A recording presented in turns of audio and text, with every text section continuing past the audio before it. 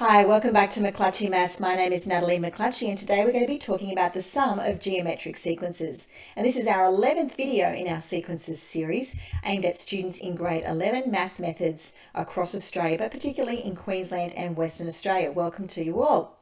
In this particular video, you're going to find out what the general rule is for a sum of geometric sequence, and we're going to do some worked examples around that. We'll then jump into looking at the sum of an infinite geometric sequence and look at some small examples there, followed by how we derived that rule using algebra for the infinite sequence, and then we'll talk about quickly what is coming up next in this series. So let's jump right in and have a look at this formula. Sn equals term 1 multiplied by the common ratio to the power of n take away 1 divided by the common ratio take away 1. It's a bit of a mouthful there. Let's have a look at what this means. Well, firstly, if you're in Queensland, the good news is it's on your QCAA formula sheet for your external exam, so you do not need to memorize it, but you do need to know what all the different parts mean. So let's unpack that. Firstly, Sn is the sum of the first n terms of a geometric sequence. So in this particular case, we're talking about finite series with a fixed number of terms in it. It doesn't go on into infinity. And we can add up all of those terms and work out what that sum is based on some very limited information. Basically, our first term and our common ratio. Once we've got those two pieces of information and the number of terms, then we can find out the sum. Now, if you're in Western Australia, also good news for you, it's on your formula sheet too, but it looks a little bit different. In this case, we're looking at A as our first term, not T1. In this particular video, I'm going to use T1, which is the Queensland notation, but don't panic about that. Any variable will do, so we're going to use T1 here, but you can use A if you're in Western Australia.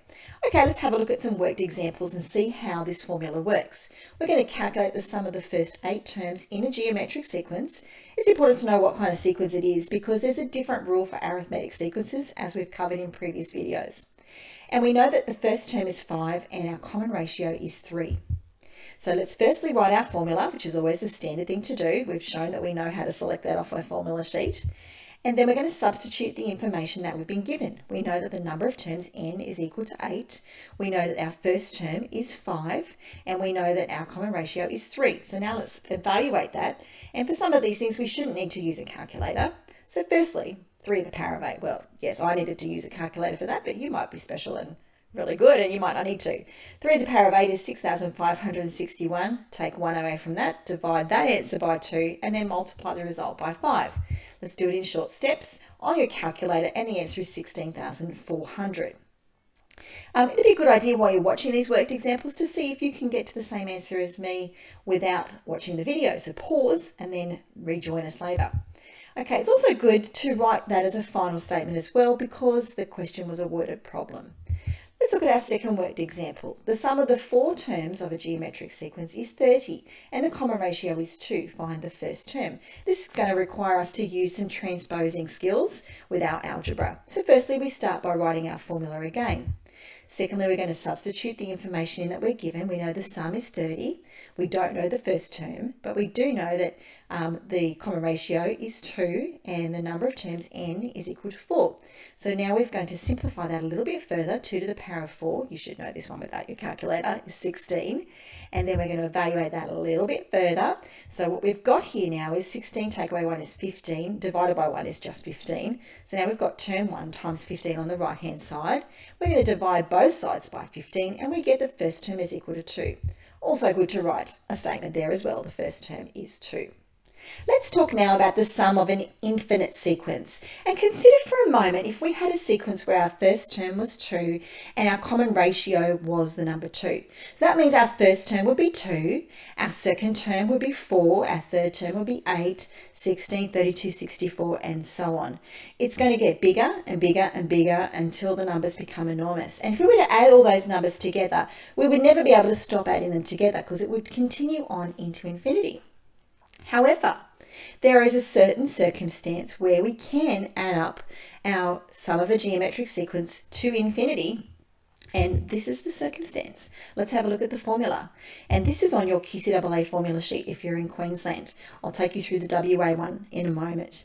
So the sum to infinity is equal to the first term divided by 1 minus the common ratio. And notice we've got this little condition here.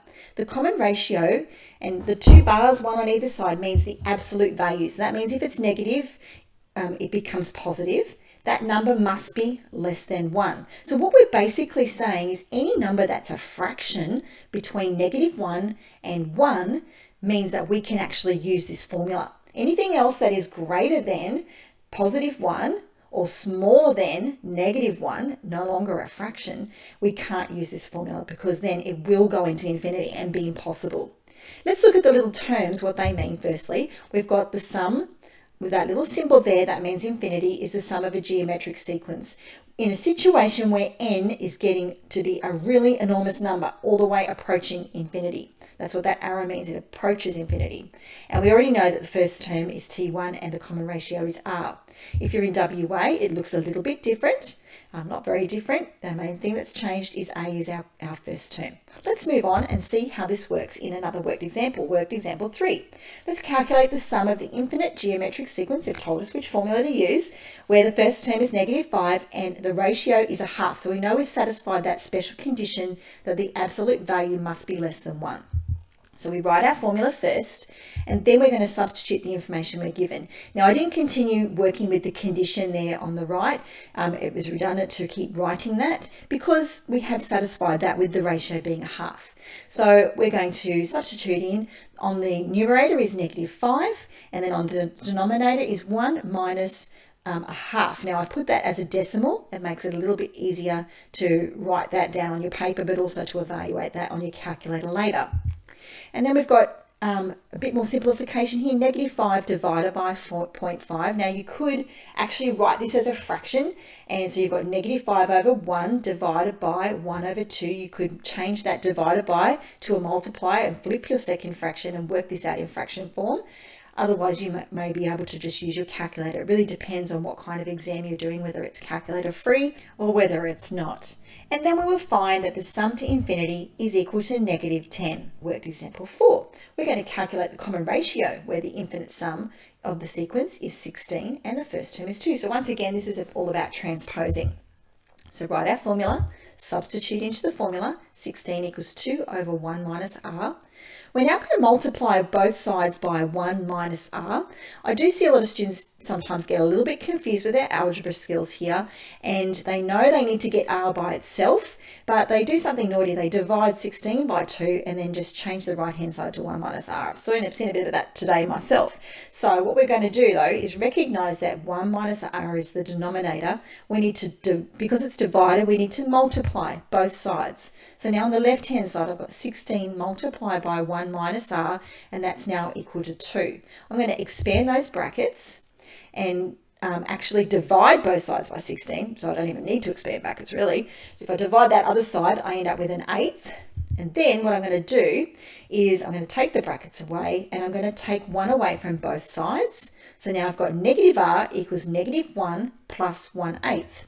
And now I'm going to turn both sides into positive by dividing both sides by -1, and I end up with r equals 0.875. That is my common ratio.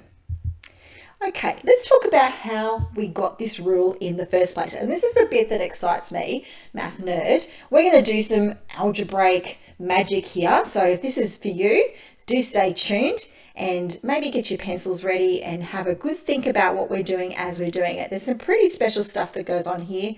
Someone genius worked this out, not me. So let's have a look at how we got there. Now let's think about firstly, when we got our common ratio between -1 and 1, we've got a fraction. So that geometric sequence is going to approach 0 as the number of terms approach infinity. So what that means is if we started with the number 2 and we were halving it each time, we'd get 2, then number 1, and then a half, and then a quarter, then an eighth, and then a 16th, and so on. So the numbers, as we get our number of terms gets really big, and as that approaches infinity, then the actual next value in the sequence is going to get really, really small, and it's going to approach 0. So let's have a little look at how that would look with an example where the first term is 10 and that common ratio is 0.5, like we just did there. So if we were to do this in a table, we can see we start with 10, 5, 2.5, and as we get more and more terms, the number of Tn is getting smaller and smaller and smaller, and it's going to get very close to 0 but not actually reach 0. And if I was to graph that, we can see we've started up high on number 10 and now it looks like it's hit 0, and that's just because of the scaling on Microsoft Excel. It actually is approaching 0 and never quite touching 0. So what that means is that at some point when we add these numbers up together, no matter how many more numbers we add to it, we're going to have very little impact that those numbers are going to make. In fact, maybe term 100 might be 0.0000 something, and when we add that to the previous numbers, it's going to have very little impact at all. In fact, it's going to have almost a negligible impact. So what that means is at some point, the sum of the first few numbers is the ones that are going to have the impact, and then the later numbers, very little impact at all. We're going to approach a number and we're going to be done. So let's consider a new sequence now. We're going to start with the first term being 1 and the common ratio is half.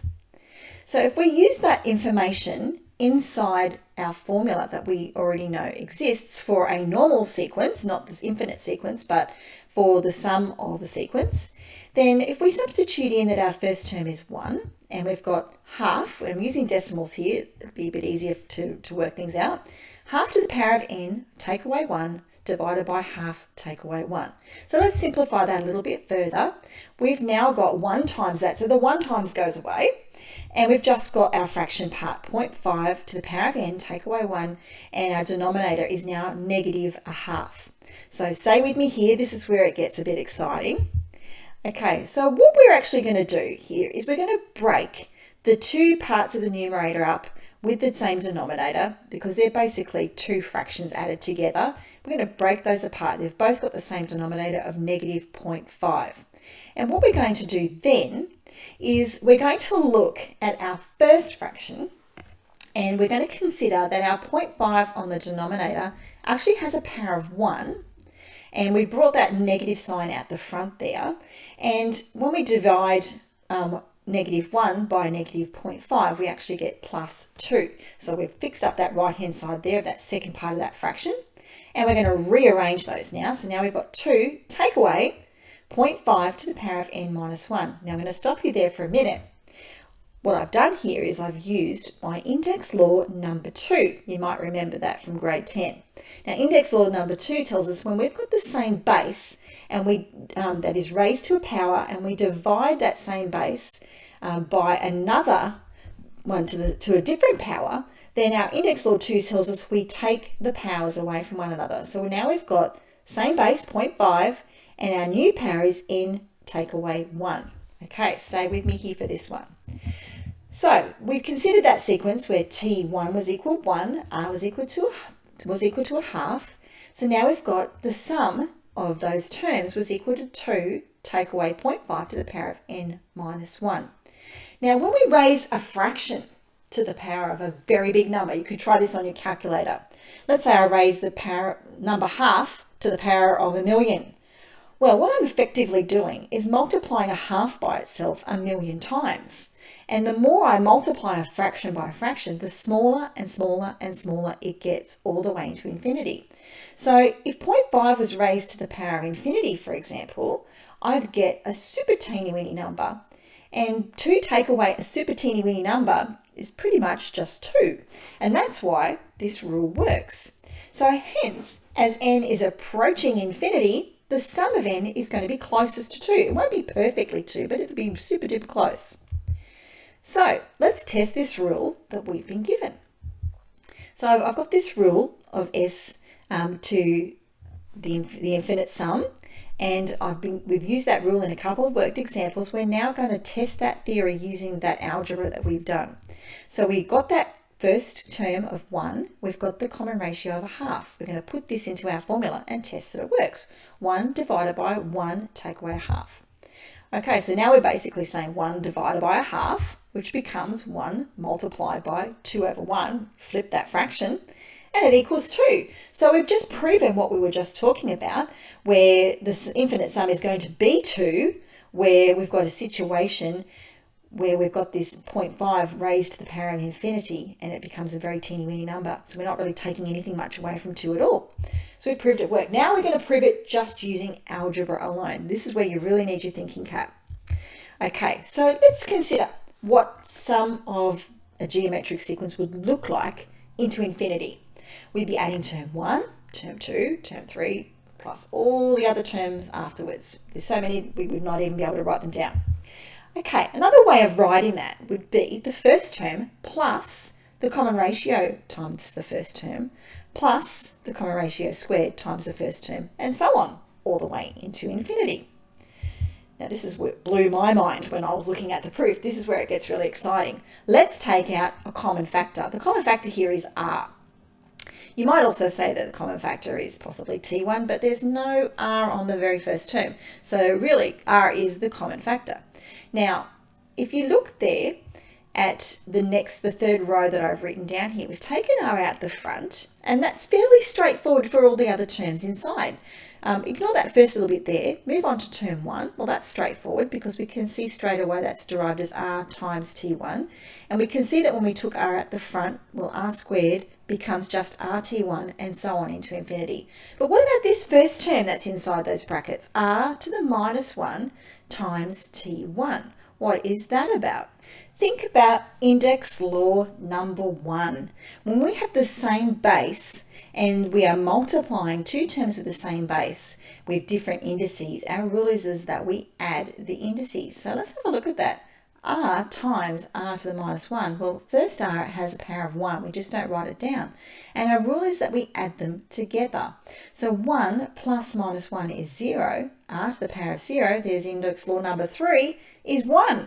So effectively what we're doing there is multiplying that first term by 1.